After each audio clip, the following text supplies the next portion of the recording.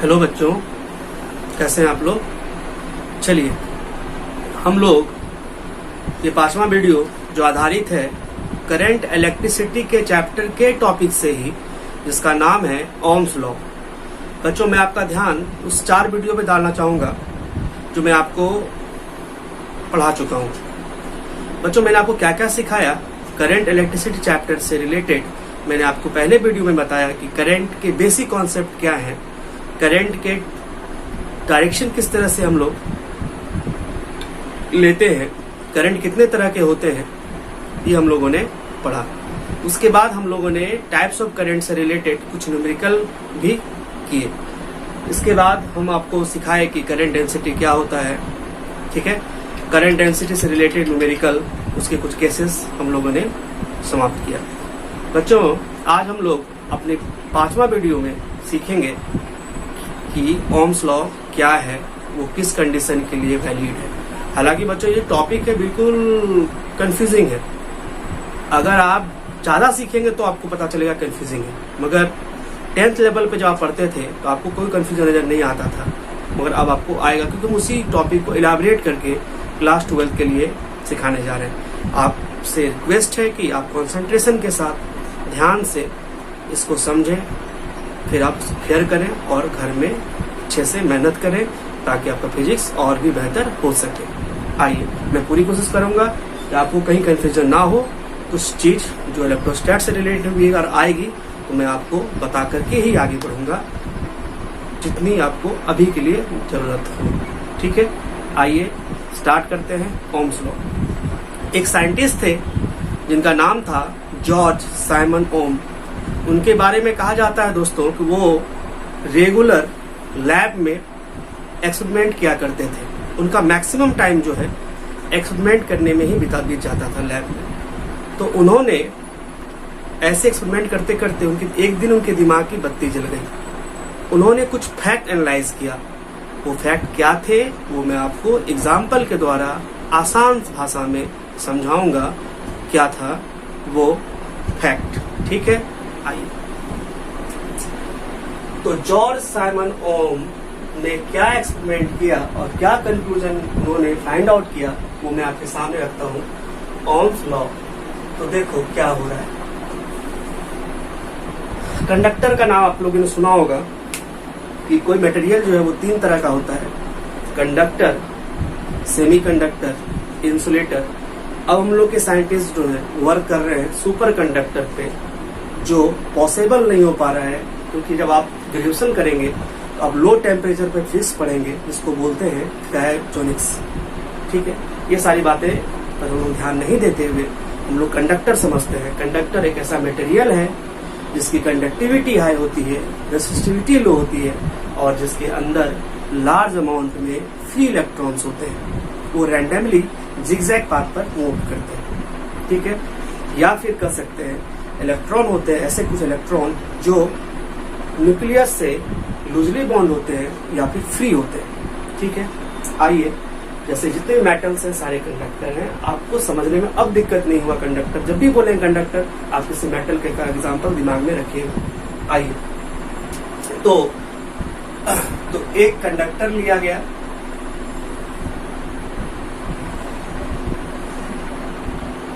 ठीक है। इस कंडक्टर के एंड के क्रॉस एक बैटरी जोड़ा गया।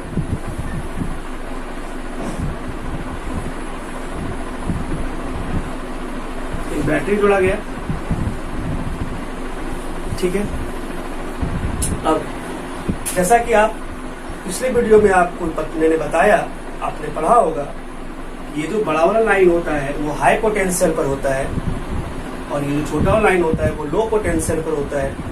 और इन दोनों के एंड पर जो पोटेंशियल अप्लाई करते हैं उसको पोटेंशियल डिफरेंस बोलते हैं। पोटेंशियल डिफरेंस बोलते हैं। जैसे मैंने V1 पोटेंशियल अप्लाई किया इस कंडक्टर के एंड के अक्रॉस, ठीक है, तो क्या होगा, ये वाला एंड पॉजिटिव है इसलिए पॉजिटिव पोटेंशियल पर है, ये वाला एंड नेगेटिव है इसलिए नेगेटिव पोटेंशियल पर, यानी लो पोटेंशियल पर है ये, और ये हाई पोटेंशियल पर है। तो आपको मैं अब इलेक्ट्रोस्टैट्स वाले चैप्टर में कुछ सेकंड के लिए लेके चलता हूँ। वहां पर मैं आपको पढ़ाया नहीं था, मगर अभी उसकी जरूरत पड़ रही है तो मैं आपको वो बता के आगे निकल बढ़ जाता हूँ कि क्या था वो चीज। देखिए, इलेक्ट्रिक फील्ड और पोटेंशियल में एक रिलेशन है।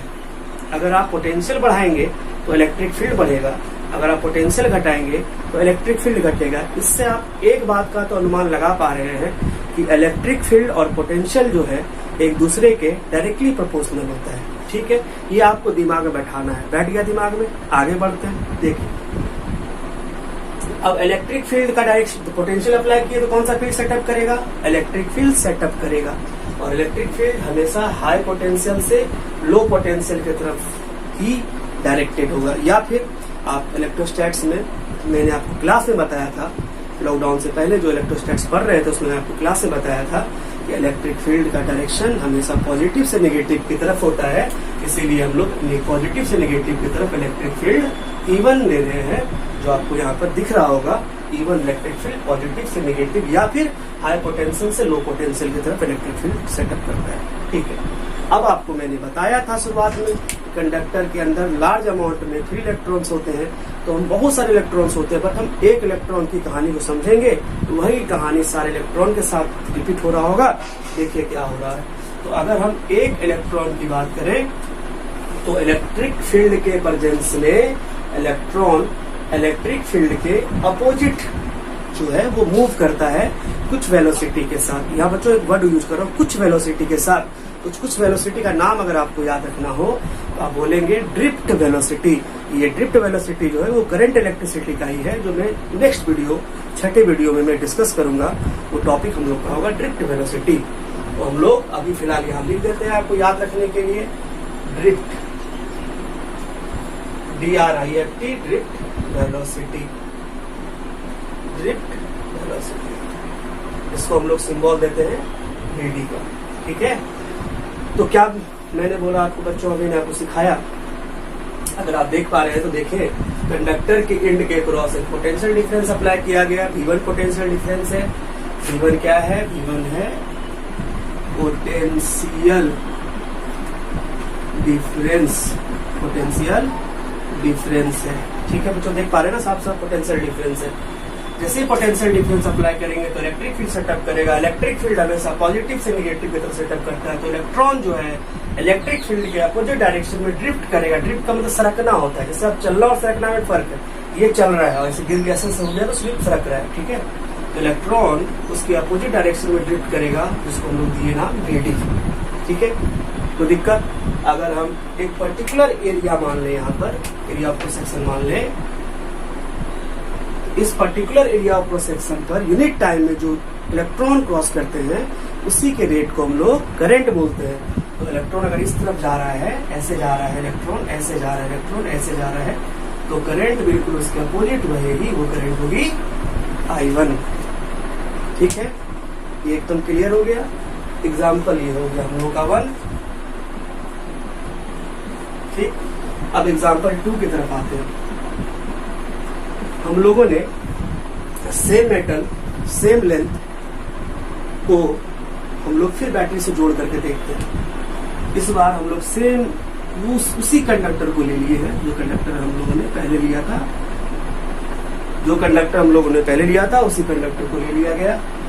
अब उसके एक एंड के क्रॉस भी हम लोग बैटरी यूज कर रहे हैं। मगर मगर मगर मगर क्या बच्चों, किंतु परंतु इस बार जो बैटरी का इस्तेमाल किया गया, उस बैटरी का पोटेंशियल डिफरेंस इस बैटरी के एग्जाम्पल 1 के बैटरी की तुलना में ज्यादा स्ट्रेंथ वाला बैटरी का यूज किया गया। यानी अगर ये 6 वोल्ट है तो ये 12 वोल्ट का इस्तेमाल किया गया और पोटेंशियल डिफरेंस हो गया V2।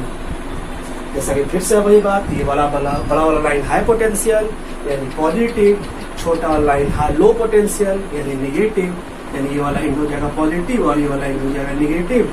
फिर से इलेक्ट्रिक फील्ड सेटअप करेगा पॉजिटिव से निगेटिव, तो इस पर इलेक्ट्रिक फील्ड हो गया बच्चों T2।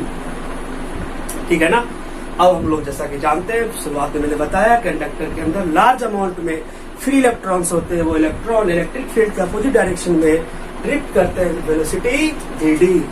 तो ये इलेक्ट्रॉन होंगे उसके अंदर के, वो इलेक्ट्रिक फील्ड के अपोजिट डायरेक्शन में ड्रिफ्ट करेंगे, उसकी स्पीड होगी VT'। ठीक है, कोई दिक्कत? अब आप समझेंगे। यहाँ पर ये दिमाग, ये 12 वोल्ट है और ये 6 वोल्ट है, दिमाग बैठा ले। ज्यादा पोटेंशियल V2 का है, V2 is greater than V1 है, यानी इसके इंड का पोटेंशियल डिफरेंस कम है, इसके इंड का पोटेंशियल डिफरेंस ज्यादा है। तो ज्यादा पोटेंशियल होने पर इलेक्ट्रिक फील्ड भी ज्यादा होगा। इलेक्ट्रिक फील्ड अगर ज्यादा होगा तो अगर हम यहाँ पर एरिया ऑफ क्रॉस सेक्शन माने तो यूनिट टाइम में जो इससे इलेक्ट्रॉन पास करेंगे उसकी करंट भी ज्यादा होगी, यानी करंट कुछ इस तरह से फ्लो करेगा, इलेक्ट्रॉन के फ्लो के अपोजिट। इलेक्ट्रॉन ऐसे आ रहा है, करंट अपोजिट होगा। ठीक है, क्लियर है यहाँ तक? अब यहाँ पर एक बात समझने वाली है। यहाँ पर पोटेंशियल कम था, एग्जाम्पल 2 के कंपेयर में एग्जाम्पल 1 का पोटेंशियल कम था, इलेक्ट्रिक फील्ड कम हुआ। इलेक्ट्रिक फील्ड कम हुआ तो इलेक्ट्रॉन कम ड्रिफ्ट वेलोसिटी से इस एरिया क्रॉस सेक्शन में क्रॉस किया यूनिट टाइम में, तो उसका करंट भी कम होगा। तो बताइए, यहाँ पर पोटेंशियल ज्यादा है तो इलेक्ट्रिक फील्ड ज्यादा होगा, इलेक्ट्रिक फील्ड ज्यादा होगा तो इस एरिया क्रॉस सेक्शन में यूनिट टाइम में जो इलेक्ट्रॉन ड्रिफ्ट करेंगे उसकी ड्रिफ्ट वेलोसिटी भी ज्यादा होगी। यहाँ VD लिया गया है, यहाँ VD डैश लिया गया है। हम लोग जानते हैं कि VD डैश ज्यादा होगा, इसी वजह से I2 जो होगा वो ज्यादा होगा I1 से। तो ओम्स लॉ ने फाइनली ये कंक्लूजन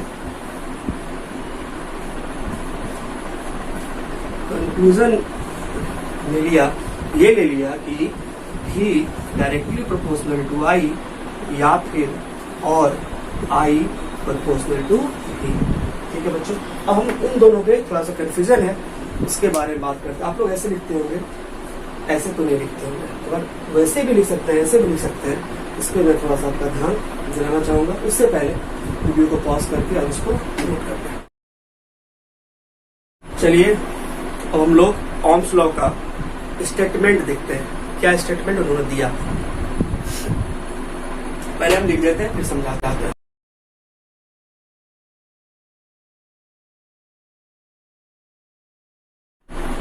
ठीक है, यहाँ पर लिखाया गया है कि अगर हम किसी कंडक्टर का फिजिकल कंडीशन को चेंज ना करें, ठीक है।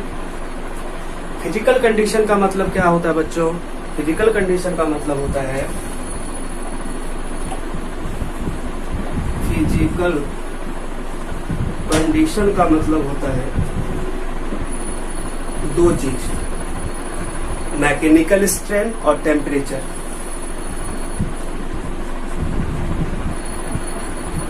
Mechanical strain and temperature. Physical strain का मतलब होता है, जो फिजिकल स्ट्रेन है इसका मतलब होता है लेंथ किसका? कंडक्टर का, mass, area of cross section, volume, density, ये चीज। मैकेनिकल स्ट्रेन का मतलब ये हुआ length, mass, area of cross section, volume और डेंसिटी। और टेम्परेचर यहाँ नजर आ ही रहा है।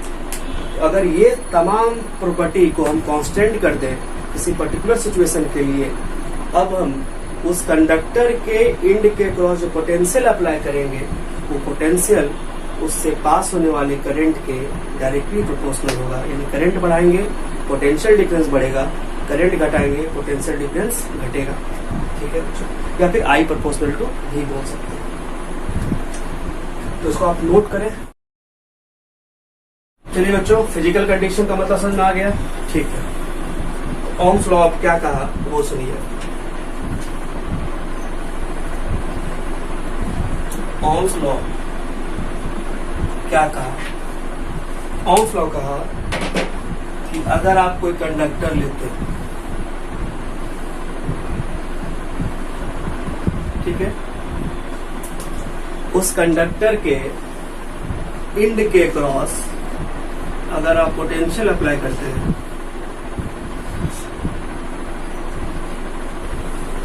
तो इस कंडक्टर से करंट सर्कुलेट करेगा। ठीक है, इलेक्ट्रॉन इस तरफ जाएगा तो करंट इस तरफ होगा।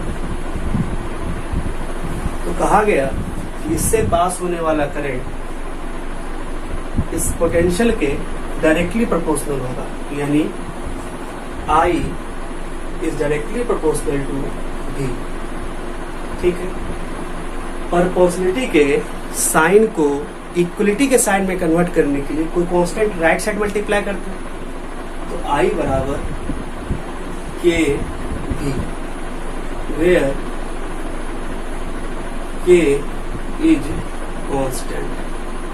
के मेरा क्या है, कांस्टेंट है, और के का मान जो है वो 1/r है। तो बताइए I बराबर क्या होगा, P/r। V बराबर क्या होगा, I, या फिर RI बोल दीजिए, RI। ये ओम्स लॉ था। या फिर और में आप अगर ये नहीं समझ रहे में आ रहा है, मैं तो कहूँगा ये बात ये आप समझ करके दिमाग बैठाना है, इन्हें बैठाइए, इन्हें बैठाना है, इन्हें बैठाइए। लेकिन ये याद रखिए, V directly proportional to I,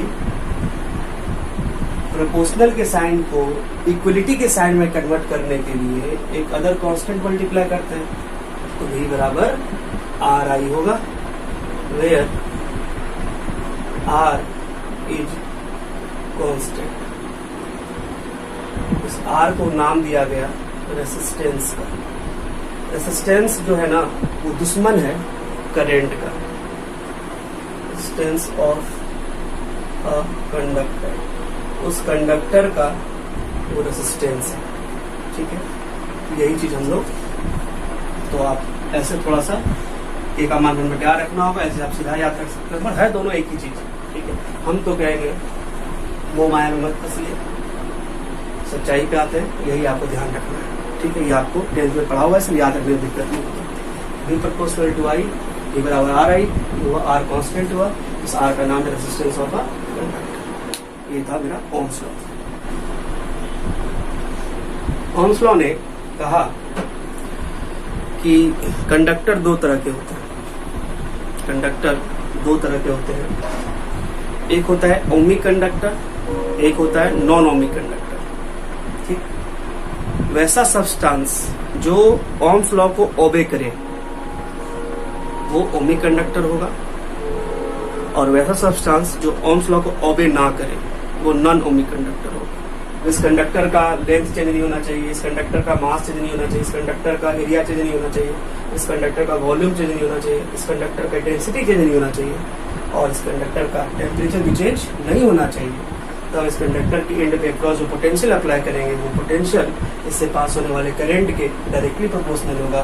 proportionality के साइन को हटाने के लिए इक्वलिटी का साइन यूज करते हैं और एक कांस्टेंट लगाते हैं R, तो R जहाँ पर कांस्टेंट है, R रेजिस्टेंस ऑफ कंडक्टर, ठीक है बच्चों। सबसे पहले हम पढ़ेंगे ओमिक कंडक्टर।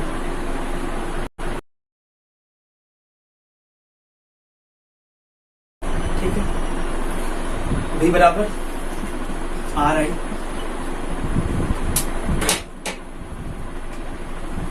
R बराबर V/I। एक मिसकंसेप्शन है यहाँ बच्चों, I के बढ़ने पर R तो आप बोलेंगे घटेगा, V के बढ़ने पर R आप बोलेंगे बढ़ेगा, लेकिन ऐसा नहीं होता। क्या बात कर रहे हैं सर? बिल्कुल हाँ, ऐसा नहीं होता। R ना तो V पे डिपेंड करता है, R ना तो I पे डिपेंड करता है। किसके लिए? ओमिक कंडक्टर के लिए। ध्यान रखना है किसके लिए? ओमिक कंडक्टर के लिए। इसका मतलब R does not depends on V and I, ठीक है। दूसरा पॉइंट, जब V और I का ग्राफ है ना वो स्ट्रेट लाइन होगा। Graph V versus I, V और I के बीच का ग्राफ होगा always straight line and passing through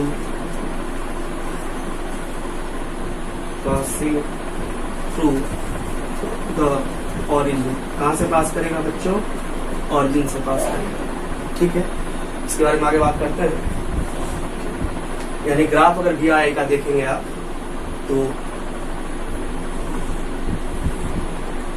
इस पर हम V दिखा रहे हैं, इस पर हम I दिखा रहे हैं। तो अगर आप ध्यान से देखेंगे ये इक्वेशन ऑफ स्ट्रेट लाइन का याद दिलाएगा आपको। Y बराबर mx plus c।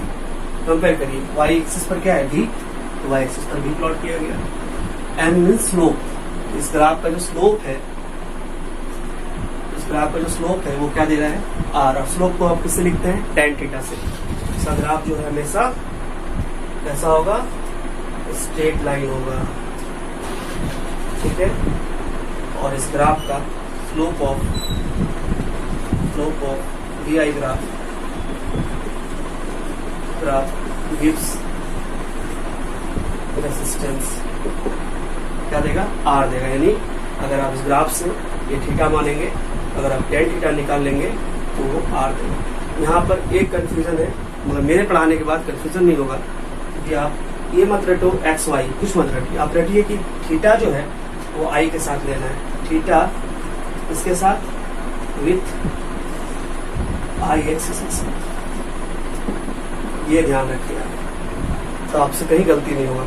D I graph कैसा होगा, स्ट्रेट लाइन हो, क्यों होगा, वाई एक्सिस पर क्या है v, तो v प्लॉट किया गया।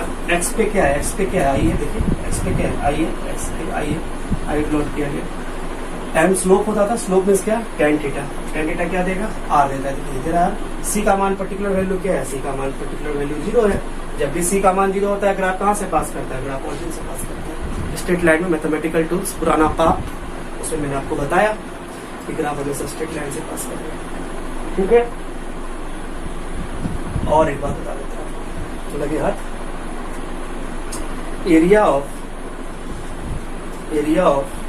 ये आपको बाद में समझ आएगा। V I graph gives power, क्या देगा आपको ये पावर, ये आपको हम बाद में बात करेंगे, ठीक है। तो इतना पहले आप नोट करें।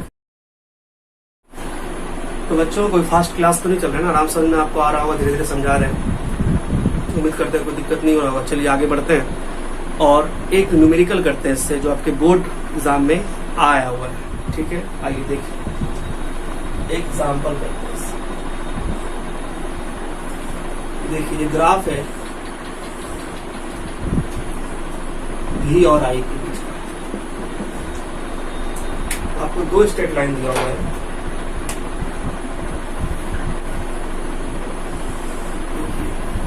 ठीक है। ये कंडक्टर ए का है और ये कंडक्टर बी का, ठीक है। अगर इसका रेजिस्टेंस आर ए है, जो भी कंडक्टर होगा रेजिस्टेंस होगा, और इसका रेजिस्टेंस अगर आर बी है, इसका रेजिस्टेंस अगर आर ए है, इसका रेजिस्टेंस अगर आर बी है, तो वो बताना है कि कौन सा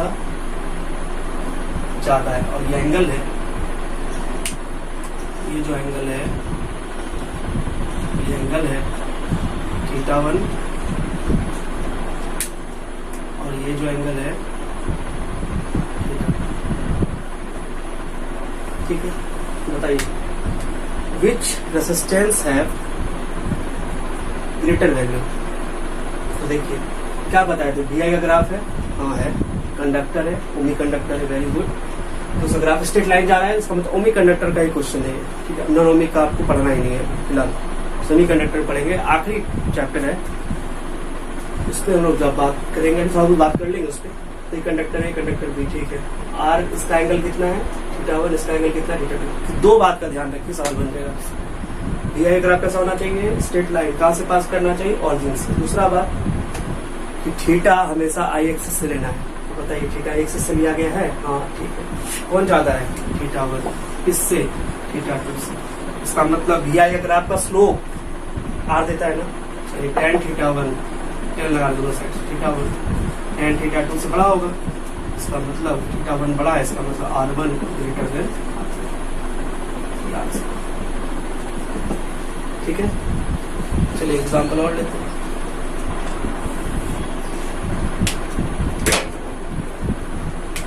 एग्जांपल 2 देखिए।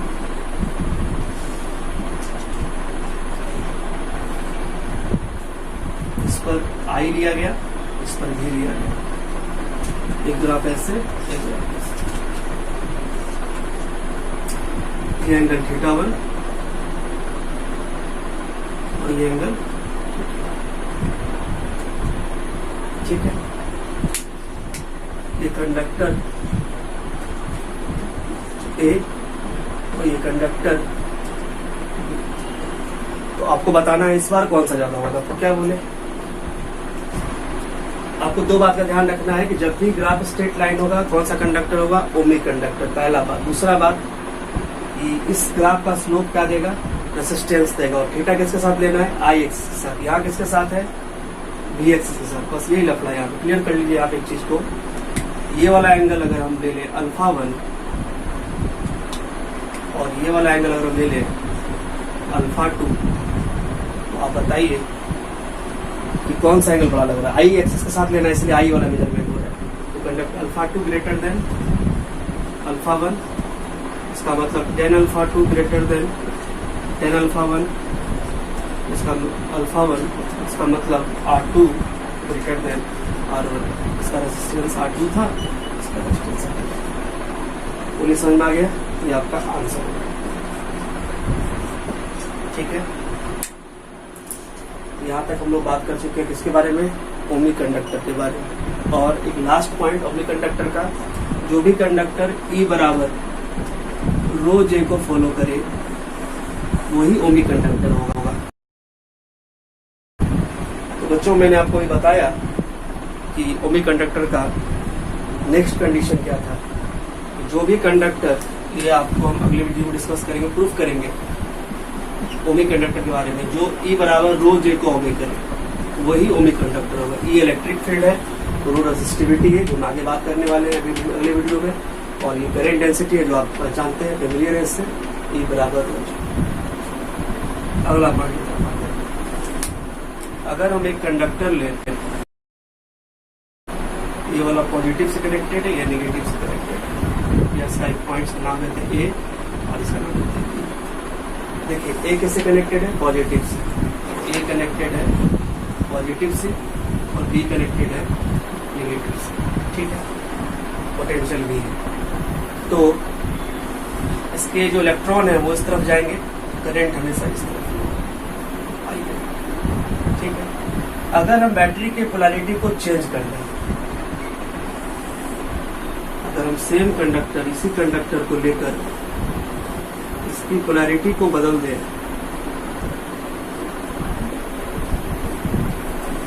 सेम पोटेंशियल का, सेम पोटेंशियल का, अब देखिए ये वाला ए है और ये बी है। आप इस दोनों डायग्राम को ध्यान से देखें, यहाँ ए पॉजिटिव से कनेक्टेड था, यहाँ पर ए नेगेटिव से कनेक्टेड है। ए नेगेटिव से कनेक्टेड है और बी जो है बच्चों पॉजिटिव से कनेक्टेड है। तो बताइए करंट के मैग्नीट्यूड पे कोई फर्क पड़ेगा क्या, नहीं पड़ेगा। फर्क ये पड़ेगा डायरेक्शन में। यहाँ पर जो इलेक्ट्रॉन है वो नेगेटिव प्लेट से दूर जाएंगे। इलेक्ट्रॉन अगर सोचिए नेगेटिव है, नेगेटिव से दूर जाता है और इसको पॉजिटिव अट्रैक्ट करता है, इलेक्ट्रॉन इधर जाएगा, करंट इस तरह है। ये करंट के मैग्नीट्यूड पे कोई फर्क नहीं पड़ा, इसमें करंट ऐसे जा रहा है, इस तरह से जा रहा है, इसमें करंट इस तरह से, एक क्लॉकवाइज और एक एंटी क्लॉकवाइज। तो if polarity of a battery is reversed, then the magnitude of current not change। Basic चीज था ये 10th क्लास का, ये कि अगर ए को आप पॉजिटिव से जोड़े, बी को नेगेटिव से जोड़े, करंट आई है। उल्टा जोड़ेंगे तो करंट में कोई चेंज नहीं आएगा, सिर्फ मैग्नीट्यूड में कोई चेंज नहीं आएगा, डायरेक्शन में चेंज आएगा, बट डायरेक्शन चेंजेस। ठीक है, यहाँ तक आप नोट करें। तो बच्चों हम लोगों ने ओम्स लॉ के बारे में पढ़ा। कंडक्टर दो तरह के होते हैं, ओमिक कंडक्टर जो हम बात कर रहे थे। ओमिक कंडक्टर का एग्जांपल हुआ जितने भी तरह के मेटल्स, एग्जांपल इसका अगर बात करें, इसके एग्जांपल होंगे मेटल एंड, ये दोनों एग्जांपल होंगे ओमिक कंडक्टर।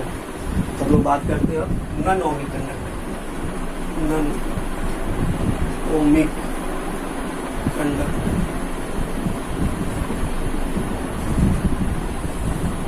दो सब्सटेंसेस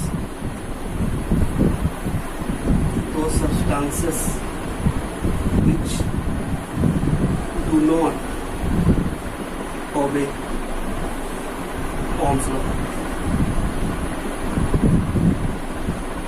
called non-ohmic conductor. इसका एग्जाम्पल बच्चों सेमी कंडक्टर, आप पढ़ेंगे पी एन जैसे डायोड आगे, याद रखिए नॉन ओमिक कंडक्टर। इसका जो ग्राफ देख लेंगे आप,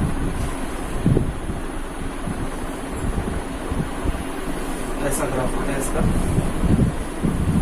इस पर फॉरवर्ड बायस करंट होता है, इस पर रिवर्स बायस होता है, इस पर फॉरवर्ड बायस वोल्टेज होता है, इस पर रिवर्स बायस। आपको ये पढ़ना नहीं है, बस समझाने के लिए हम समझा देते हैं। इसमें रेसिस्टेंस नहीं होता है, इसमें डायनेमिक रेसिस्टेंस होता है। अगर एक पॉइंट पे आप स्लोप लेंगे, ये मेरा डेल्टा V होगा और ये मेरा डेल्टा I। इसमें जो R होता है वो delta V upon delta I होता है, और R है, R is depends on V and I।